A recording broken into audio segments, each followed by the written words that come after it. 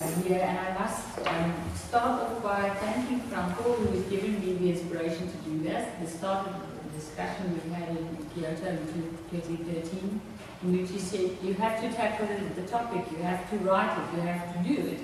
And finally, this is the first attempt to provide an overview of what's going on in the discipline. And this is really because of the inspiration and the support that Franco has given me now. Thank you very much for that, Franco. You're welcome. So the paper has been distributed. I just made some short notes on the slides to structure the discussion. But as I start off in the paper, I emphasize the fact that in the overview of business history, there's very little on South Africa, even in the composite connections. But there's good reason for that. There is no systematic teaching of business history at a business school or a department of business management in South Africa. The work that's being done in departments of history and primarily in economic and business history. So we don't have the luxury of the dedicated courses. The important thing is that when we talk about Africa, we need to understand it's a vast continent with 55 states in the African Union at present, which provides a massive diversity, and that is very often overlooked in the consideration on the nature of business history in Africa. From a historiographical perspective, there's been the sidelining of some of the work that's being done on non-African people from Africa. So lots of the work on the Arabs and the Indians, and as I say, the new identities of people of European descent in Africa has not been incorporated in assessments of what's been written on economic and business history in Africa.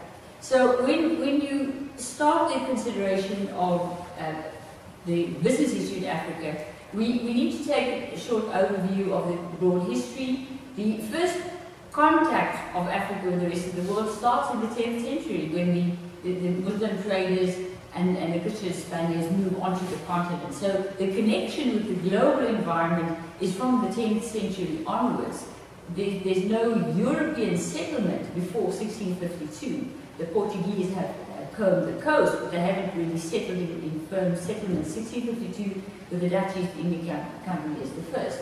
And then in the 18th century, you find that the European nations send their chartered companies, and the chartered companies start trading. But the focus is then on the extension of business activity from the continent, not African business at all. So in that overview, I then refer to the inextricable integration into the metropolitan economy from very early onwards. And Africa doesn't divorce itself from the continent after the Second World War, but the decolonization, the emphasis shifts more towards the focus on African interests and the independence of conduct of business people in Africa. So the commercial reintegration has really only occurred with globalization at the beginning, the last decade of the 20th century. That gives you an overview of the broad macroeconomic development. Per capita income between 1500 and 1820 remained very stable, but it rose about 2.5 times in the period after 1822 to 1860. So there's been sustained high population growth, and that's been a very important characteristic of the African economic development right through, which has contributed to the numbers that I highlight in red and the blue. The values that I use is the data that Madison has been using, the Gini Kamis dollars, which is just a mechanism of comparison. But if you look at the GDP of Africa in 1820, about $31 billion, has risen to $1,382 million by 2007, compared to only South Africa. And I'm problematic because by 1820 South Africa doesn't exist as a constitutional entity as it does now. But by 1820, roughly, by 2003, if you do the comparison between Africa and South Africa, you will see that South Africa has moved beyond the African average. Per capita income of Africa and South Africa, Africa is well beyond that of the rest of Africa. So in the paper, I focused, I think I've given some background on the macroeconomic context, which is not the issue that I want to concentrate on, but one needs to understand that to understand why the focus on business history is primarily not on African businesses, but by businesses in Africa, primarily coming from the European context. So the business history of Africa really starts with the trans-Saharan trade, with the Arabs coming in, and the Arabs organizing themselves in small family groups, small privately owned entities, and those entities engage in the exchange with indigenous African groups. And those indigenous African groups are organized in terms of their traditional structures, usually communally owned enterprises, with a very strong relationship to the chief, or whatever the title of the traditional inherited position is. And those businesses are based on independent exchange, surpluses produced within the agricultural environment, or very elementary mining commodities, and the exchange, especially of gold, the wealth that was created in the gold exchange in the northern parts of Africa between the Islam traders and the African kingdoms was really creating massive wealth in Africa. But the trade is in Africa, on African soil, not outside the continent. And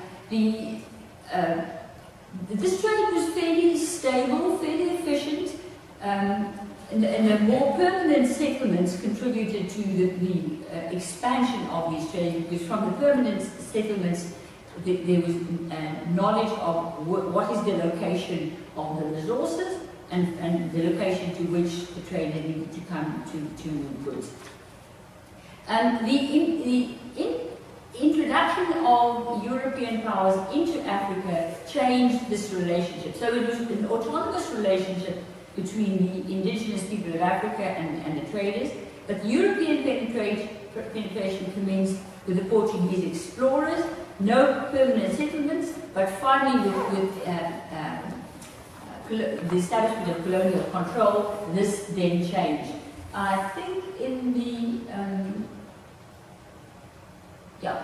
the second slide, I referred to 1884 as the Berlin Conference, when the final decision was taken that the European nations will establish locations of control, and from there on they would develop a sphere of influence.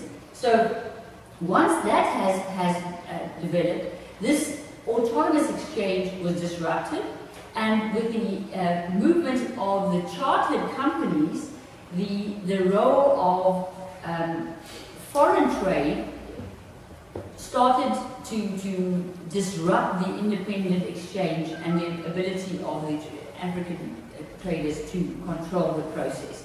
The European intervention brought a dominant position because of their superior technology, their control over medicine, over transport, and weapons and ammunition, which of course enabled them to enforce exchange and perhaps also the rate of exchange, the basis of exchange. The rivalry between the European colonial powers eventually mandated more permanent establishments, and the granting of these charters to the European companies did not necessarily ensure that those companies were always successful. There were times when the companies were expected to establish more permanent infrastructure and administration, and they could not, in many cases, not mobilize sufficient capital actually to do that. And the outcome of that was then the decision in 1884 for permanent colonial establishment. And then when the British, the French, the Germans, Portuguese, and those are major ones, European powers established firm administrations, then they started to impact more heavily on the exchange with the African nations. But the theoretical framework of business historians exploring these exchanges was that of the two continents, two markets.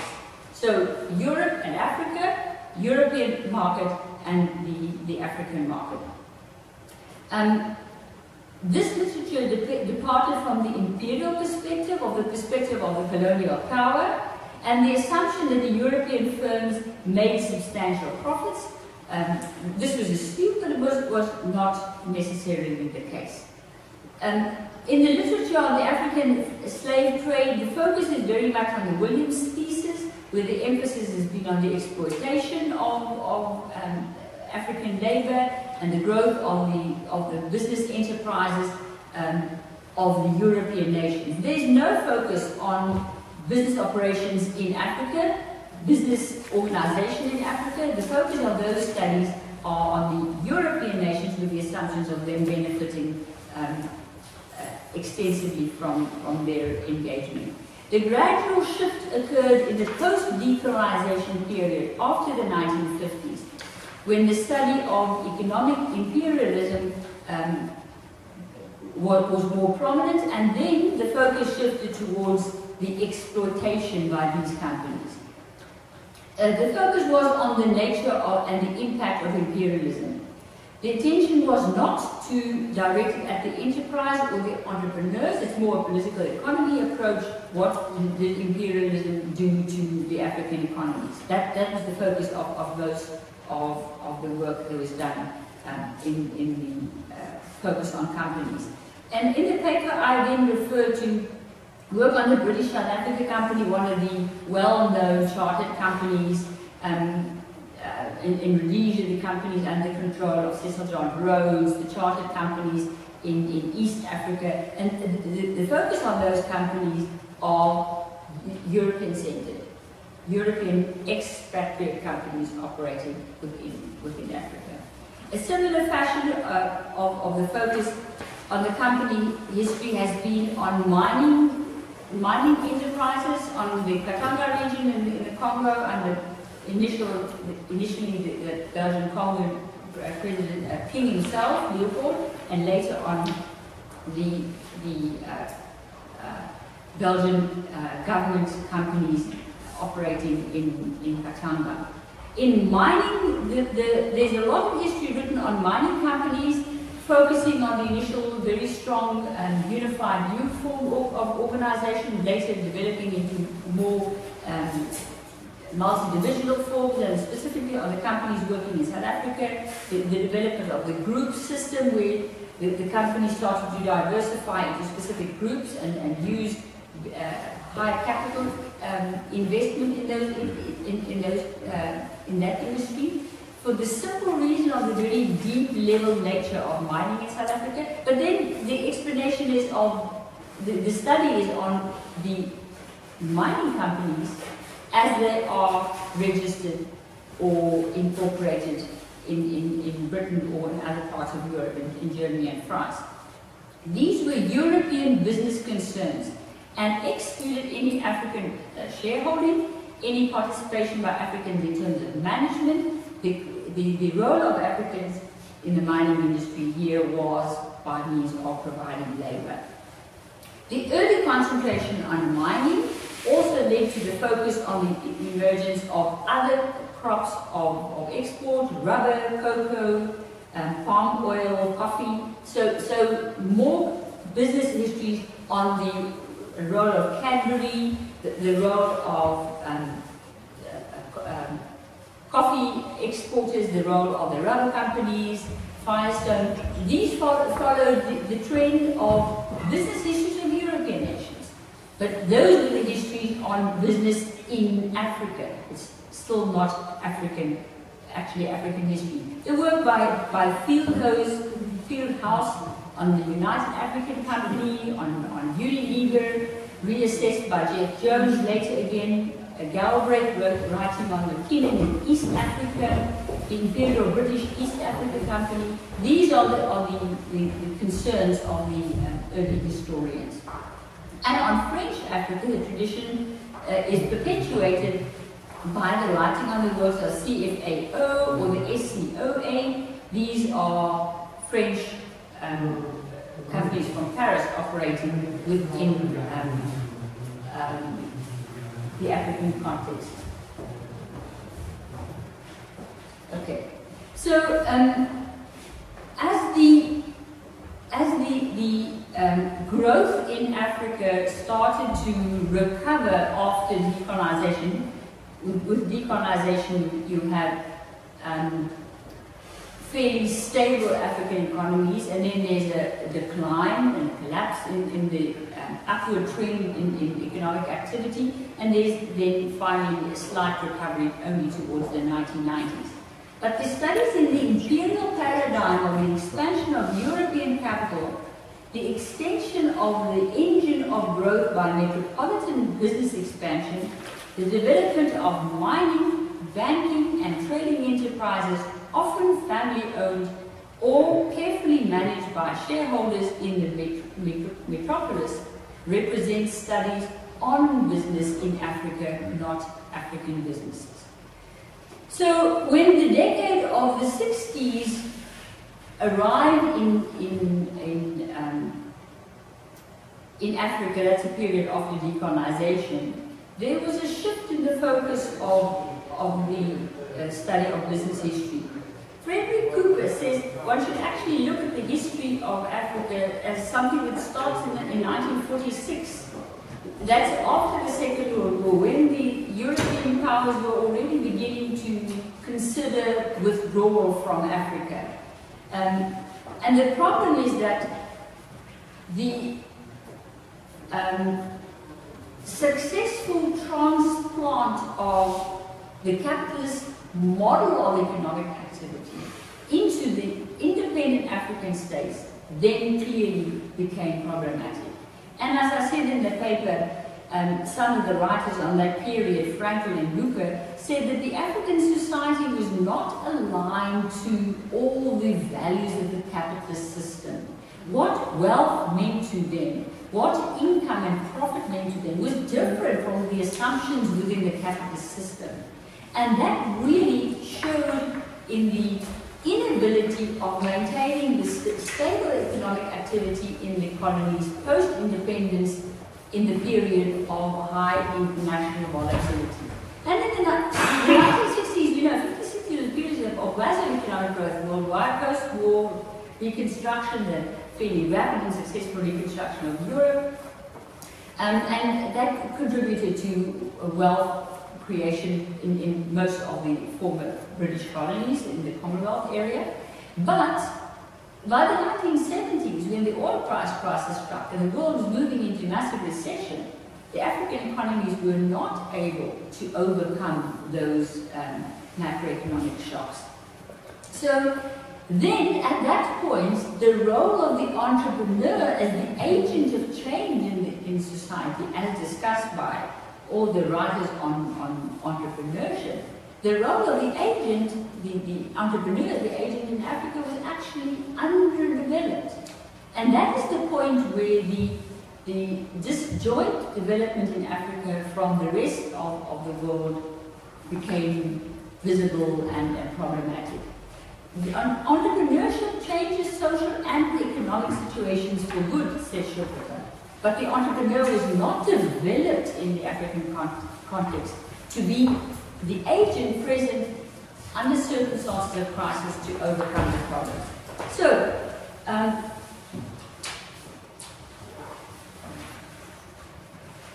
when we look at what was written on African business, we have some work on the indigenous communal existing exchange, the local networks that were developed there, the regional and the continental exchange that occurred, but those are very elementary, not typical capitalist organized enterprises. The Islamic intervention brought certain social commercial institutions that were beneficial to the African nations because they started to learn basic techniques of accounting and record keeping, which they didn't have in the past, but it did not yet transform their business activities into a modern operation.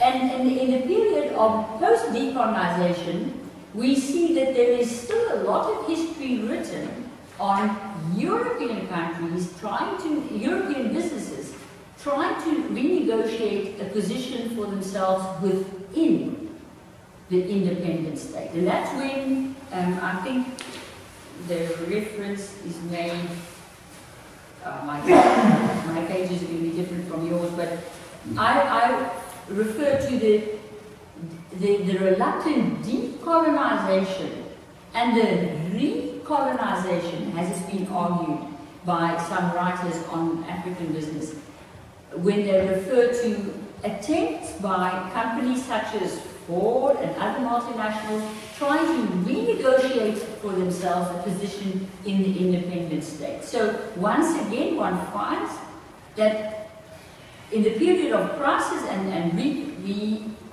reorganization in the African economic environment, the African business is not the one that's really making progress, but multinationals succeeding in renegotiating the return. Because after colonization, many of the multinationals that operated in Africa were asked to leave, or they decided it would be better for them to disinvest from the African countries.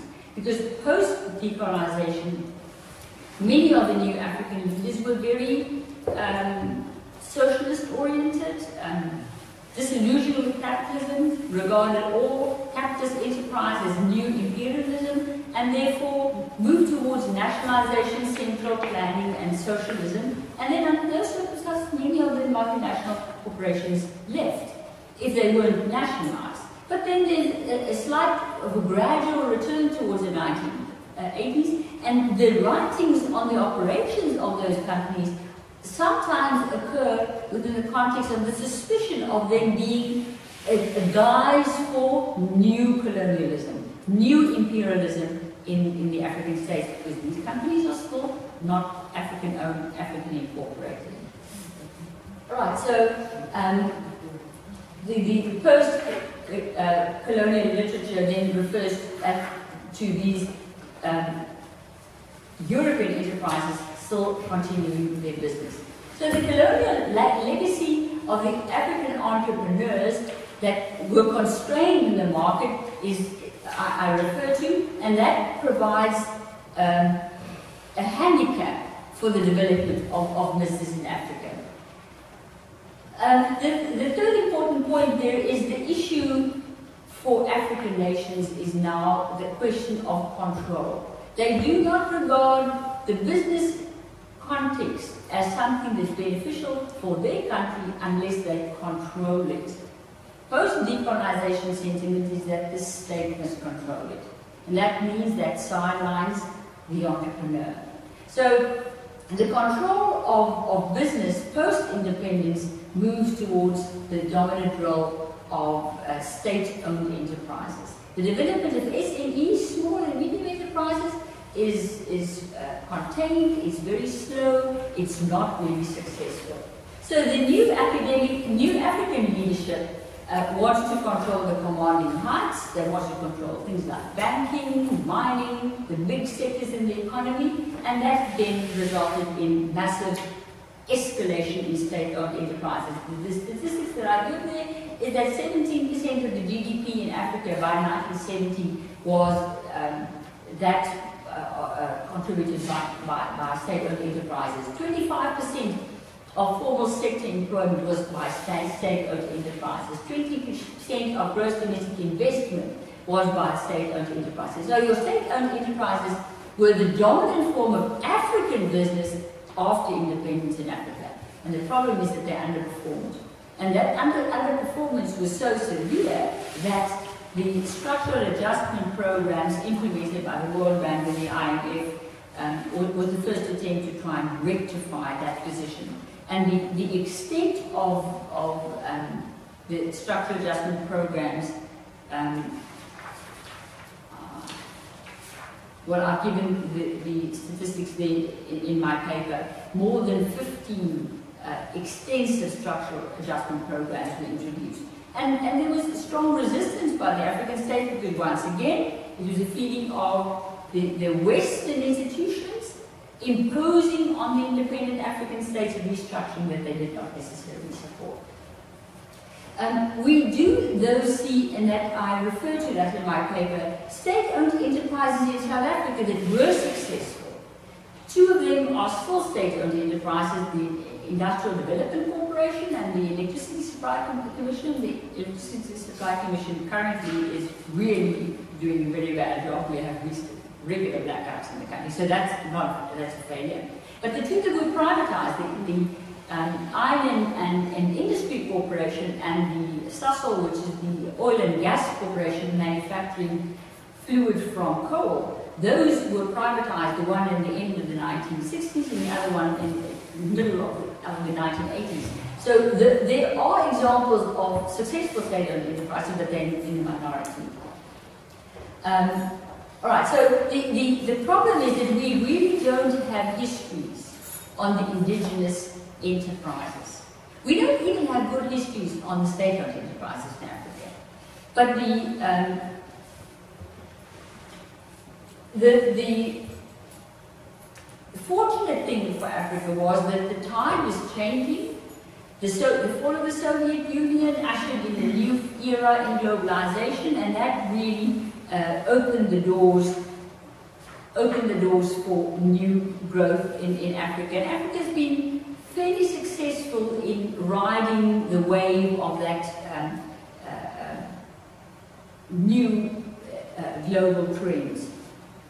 And we also see that there's been growing foreign direct investment into Africa, and the multinationals are gradually moving back. But of key importance is that the state remained a very key actor in the business environment in Africa. And we see that there's the gradual emergence of small and medium enterprises of Africa. Now, the latter part of my paper then focus on what do we see in the business environment in Africa. We see a growing number of small and medium enterprises. We also see a number of very big conglomerates, but we don't have histories on them. We don't have any systematic study of their progress, of their organization, of the nature of entrepreneurship, a comparison between their organization and their efficiency as opposed to European incorporated enterprises operating in Africa.